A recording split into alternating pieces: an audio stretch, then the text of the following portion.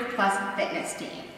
Over the course of these videos, we're going to show you a bunch of different exercises that you can do a full body workout, including warm-up, abs. You're going to do some leg work, you're going to do arm work, full body work, a little bit of stretching at the end, and it's going to be amazing. So let's get started. All right, you guys, we're going to start right here with some nice big juicy arm circles. You're just thinking about opening up your chest and warming up your joints, so you can reverse those. If this is too much for anybody, they can always put their hands on their shoulders as well. Yeah, we're just going to keep warming up the joints right here by reaching across the body. Nothing too technical, yeah, it's just a reach all the way. And if somebody's looking directly at you like this, encourage them to look to the side instead so that their neck and their back gets into this idea as well. From here, you can also add a little reach up and over right here. Staying really, really tall in your torso, and you're warming up your obliques with it. From here, we're going to bring that heart rate up. We're going to go into some jumping jacks in 3, in 2, and 1 right here. Opening up the arms, opening up the legs. Think of this as a continuation of what we were just doing, right? So really big arms, really big legs, and making a snowing jump. If you know what that is, yeah? From here, you have another 4. We're going to go into double punches in 2 and 1. So same idea, right? We're just picking up the heart rate. You can choose any one of these exercises, all 3 of them, whatever you need, yeah? And you can always go high, you can go low, you can mix it up a little bit. What up? You can add single punches and just get something out of your system. Go, go, and we're gonna go, final thing to build up that heart rate, high knees. Yeah? Ooh. Anna, do you want to show them what they can do instead? Yeah, so you can do a double pull. You can bring your hands up. Add a little extra challenge to it, just to get everybody a little bit soft. Nice, you guys. Shake it out right here. Breathe into it. We're going to go into a little glute and core work. I'm just starting out with a squat. Yeah? Shoulders back. You get to bring the heart rate back down again. And here, you want to instruct them to really sit back in a chair. So I'm going to do it sideways. You guys stay where you are, right? You want to sit back and really think that there's a chair behind you. Weight is in your heels. Your chest is open without being too arched. And then you press your hips forward at the top, yeah? Nice. You'll see a lot of people hunched over and really just encourage them to keep their heart open. From here, you can add a little twist. Hey. Hey. Nice, you guys. So, once again, we're getting that torso action in there. You may be adding a little balance challenge. And you're breathing. Cool. Oh yeah. Nice, you guys. We're gonna find a little lunge from here in 3, in 2, in 1. Our right leg's gonna go back. You're gonna twist towards your front thigh, bring it forward and back, yeah? One leg back, twist towards it, forward and back. So, same idea, a little bit more advanced than that squat because we're now on one foot, really challenging the balance as we twist it out. If they really like this, if they're into it, do it in one action. And then back up. Back and twist, and up. Back and twist, and up. How you doing, Anna? Oh yeah. Awesome. Just give me another 2. Last one. We're gonna try front lunge this time. Again, a little extra challenge, because now we have to drive down to come back up. That's the main challenge with this one. So, first thing you want to do, make sure they're really solid in their lunge. Reach it up, bring it back down. Finding balance, opening up the heart. This is really good for people who are sitting down all day. To reverse a little of this action that happens, yeah? Nice. Just give me one more each side. Make sure we got it. Awesome. Let's warm up the core. Just give me a plank walkout right here, and then bring it back. So here's the main thing with plank walkout. You have 2 options. Option 1, legs are straight, you walk it out.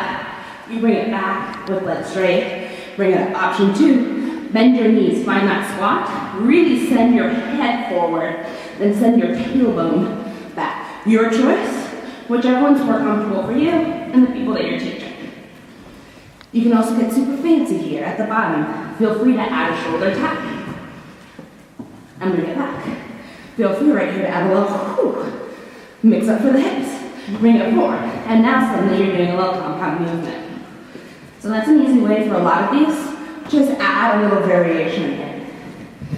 Nice. Bring it back. This time we're just going to bring it forward. We're going to find a plank. I'm going to show you guys a runner's lunge. So come forward right here. We bring our right foot way outside of our right hand. You reach the right hand up, find a big juicy stretch. You come down, bringing your right elbow right into your ankle. Reach it back up. Bring it in. You can do this as many times as you feel you need. This is considered the greatest stretch in the world. I agree. Nice. Bring the right hand down. We're going to switch sides. Bring it up. And of course, if this is too much for people, you can always bring the knee down to the ground. Reach it up and down. Awesome, guys. The last two and final one. Cool, so there's not a whole lot that you can do as far as the upper body and arms are concerned, body weight wise, but here are a few exercises. So firstly, our tricep dips. And I really like to start these actually sitting on the ground. So you can see for a moment, especially if nobody has done dips before, it's going to be hard for them to get their elbows. So start right here, get people used to bending their elbows back and forth, and then bring people's hips off the ground. So they continue that idea of the elbows going back and back. And that's going to be the most important thing about teaching this move. Here's what people are going to want to do. Yeah? So really make sure it stays in the arms. Then once you get there, you can start to have fun with it. You can bring one leg off the ground. You can switch it off other leg. One is up. Then you can lengthen both legs. Make sure the hips sit as high as possible. And you can do it from there as well. This will be your hardest variation. So just know that. Cool? Let's switch around right here. We're going to do some push-ups. Actually, I'm going to stay here for you. So, right, we have our big people push-ups right here. Or if you need the modification, knees down. Here's the main thing. People are immediately going to sit back. So whichever variation you're doing, make sure your shoulders are over your wrists. Yeah? So there's not much happening in the body that changes. For our push-ups, we have straight push-ups, with the arms nice and long. You can bring them in narrow. And make sure that the elbows tuck into the chest. That'll be a little bit more tricep heavy. You can do blast off push-ups, sitting back and bringing it forward. Or if you're feeling super feisty, you guys ready? We can draw some fire push-ups. Yeah, you can have a little clap in there. Yeah, here we go. 3, 2, 1. All the way. Literally whatever. We're going to try a little tricep work on the wall. So triceps, pretty much every time you bring your elbows in, it's going to be getting those triceps a little bit more. So here's a little trick for tricep push-ups because they're really hard to do on the floor. You can do them on the wall. Here are the main things. Hands stay in. It's your narrow push-up. You're bringing the elbows in really nice and close. The forearms are going to come down on the wall, and then you push yourself back up. So the elbows rotate in, forearms come down to the wall, you push yourself back up. It's going to get harder the lower you are. It's easier the higher you are. Either way, you keep the elbows in nice and tight. If they need it, they can come up one hand at a time. Final thing, I'm going to make you guys turn around. This one takes a little while, so this is what I like to do. Put on a song of music that's about 3 to 5 minutes long and tell them that we're playing the game where you keep your hands up the entire time. Here's some things that you can do. 1, circles. And just make them go, keep going around my hand, all the way around. Yeah, all the way around. You can reverse that circle. Ooh. Yeah, bounce an invisible dog down. Dog, ball.